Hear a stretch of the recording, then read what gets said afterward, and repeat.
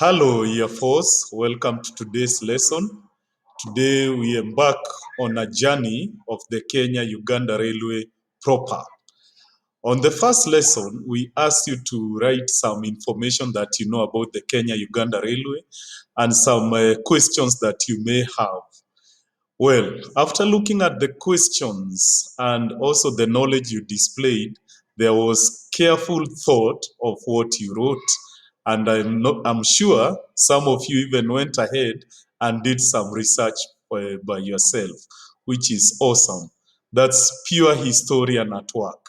So today's lesson, we are going to place all the events from the time Kenya was established all the way to actually recent. Okay, so we are placing the world today is to place the Kenya-Uganda Railway on a timeline. So you look at a short story of Kenya and most importantly, the story of the Kenya-Uganda Railway, which was otherwise referred to as the Lunatic Express Line by the British press because of the huge amount of wealth or colossal amount of wealth and human life suffered during its construction. So a lot was given by the British taxpayers and also labor from India and from Kenya.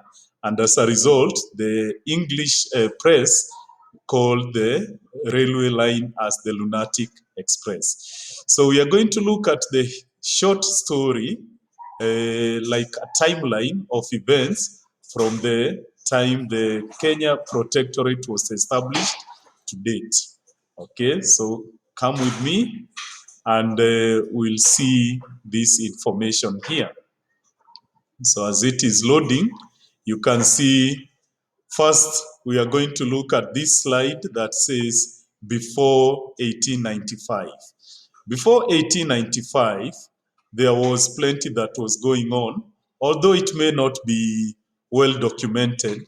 But back in 1844, a man called Dr. Kraft arrived in Mombasa for missionary work. Okay, so Kraft was joined in 1846 by a man called Rebman, and they decided to explore East Africa. So they were the first Europeans to see Mount Kenya. Kenya or Nya is an ostrich word in Kamba, or Nyaga in Kikuyu. So consequently, the mountain was referred to as Mount Kenya. But initially, it was called Nya, Kenya. It's a mountain with ostriches. That's what the Kamba people and the Kikuyu people believed. And then in 1884, the European government sat in Berlin and shared Africa amongst themselves. This was referred to as the scramble and partition of East Africa. Let me see if I can move myself a bit here so that you can be able to see the information. Here you go. So the partitioning of Africa was called the scramble and partition of Africa by some European governments. Yeah, so they went to Germany and they sat around a table and decided, hey, Africa can be shared amongst us. Well, so much opinion is said about that, but anyway, that's part of history. And also, some Kenyan prophets predicted the coming of an iron snake, which will be spewing fire, and there will be people inside the snake who will be looking like butterflies. Yeah.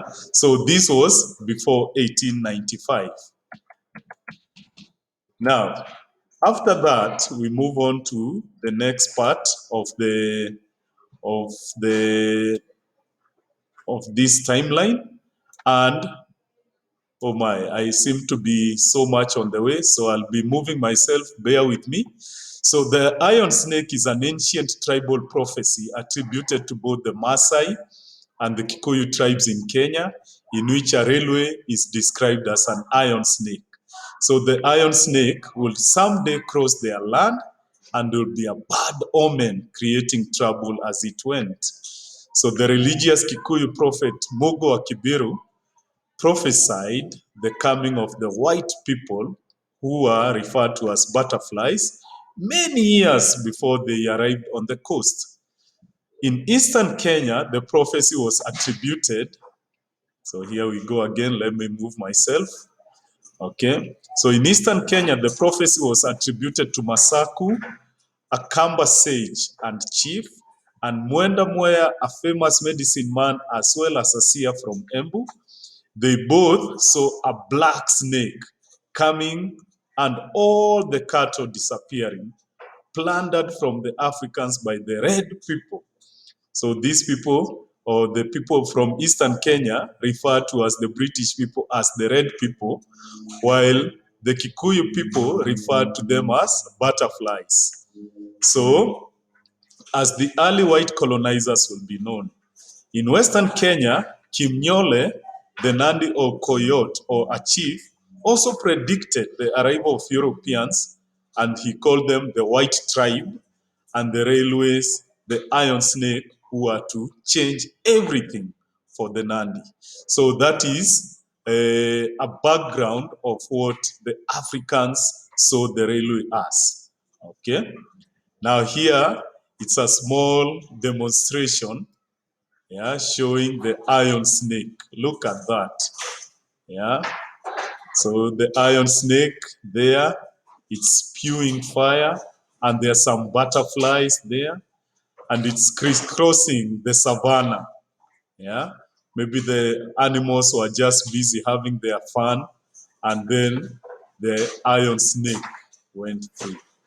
Okay. And I need to mention to you that this artwork is by none other than Mr. M. Okay. Now, in 1895, the British East African Protectorate was formed, and I will show you in a map shortly.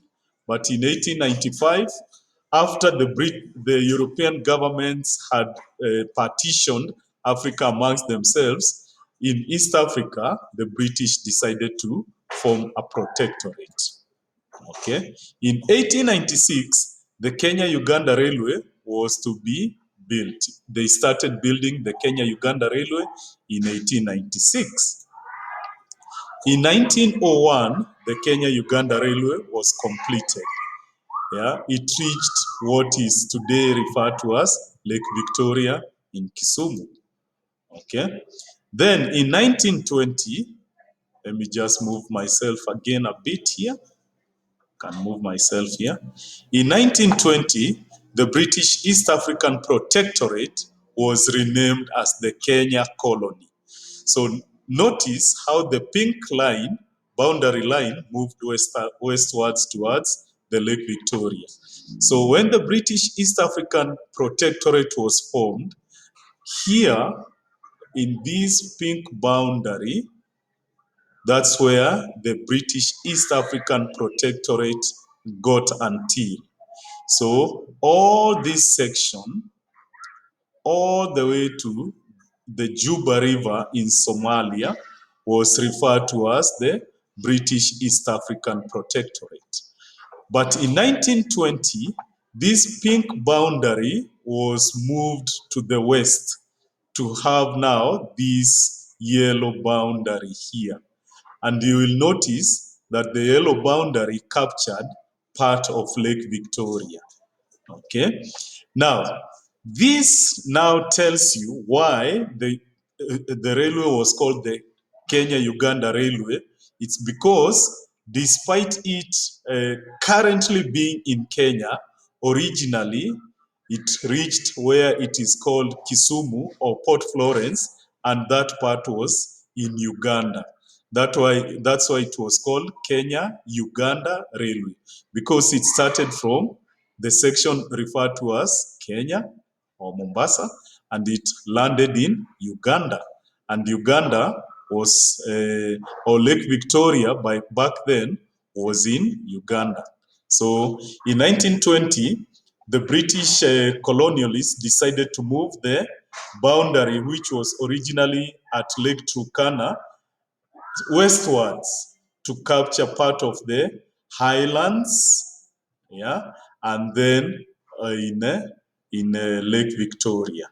Okay, so In 1920, the British East African Protectorate stopped, and now the Kenya colony was renamed.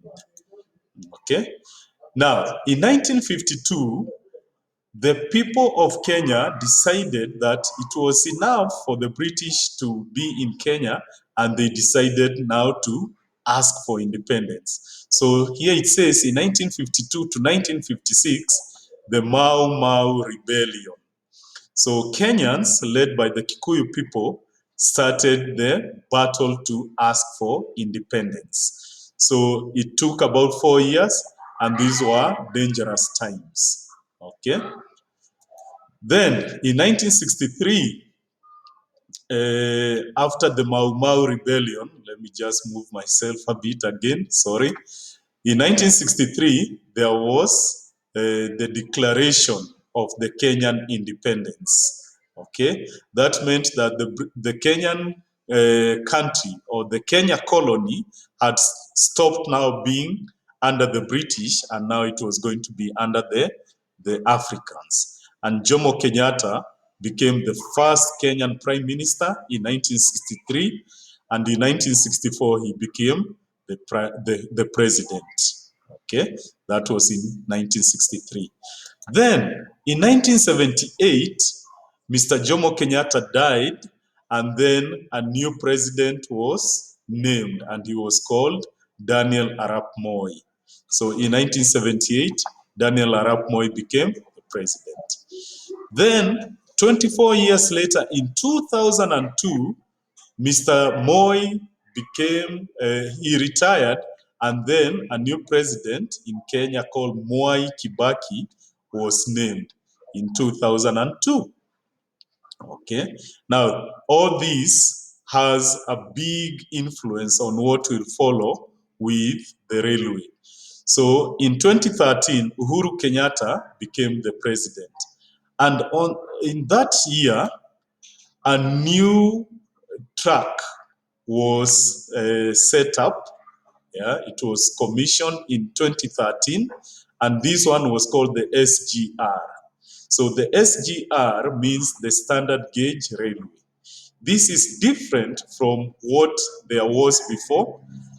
Before there was the meter gauge. The meter gauge is just 1 meter wide. But this SGR is more than 1 meter wide. I think it's about 140 centimeters wide. And as a result, it became wider. Okay, so the track laying was completed in December 2016, and the railway was commissioned in 2017. Commercial operations began in January 2018. So currently, when you go to Mombasa, it is very, very likely you are going to use the SGR, the standard gauge railway, and not the meter gauge. Okay, and this is how the standard gauge looks like.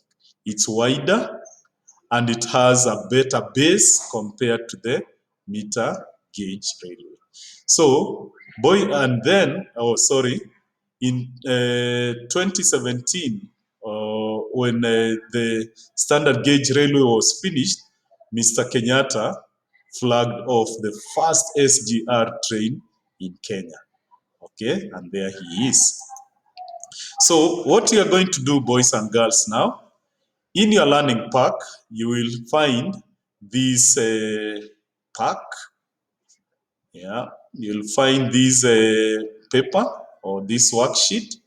And what you're needed to do here is to create a timeline of what you've had me present. And it says, after going through the PowerPoint on building the railway, write and illustrate some memorable events in the timeline below.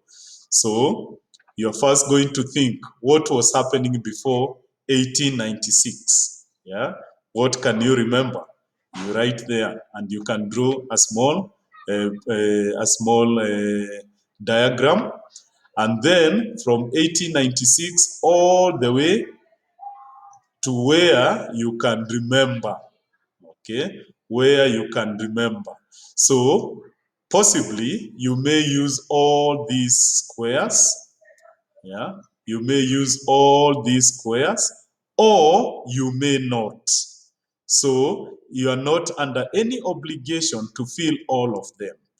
But if you can be able to fill all of them, that will be good. And then after you have done all that, you can do some fun facts about the Lunatic Express. What you know, what you've heard about it, and also what you may research about the Lunatic Express. So this is what you are going to do for the lesson for this day. Okay, so I wish you well. If you're in 4S, of course, I'll be on the meet. If you're in another classroom, the teacher will be in the meet. And in case you have any question, please ensure that you ask, and then we can be able to answer it. Okay? So I wish you well and good luck in this lesson for the day. Thank you and enjoy.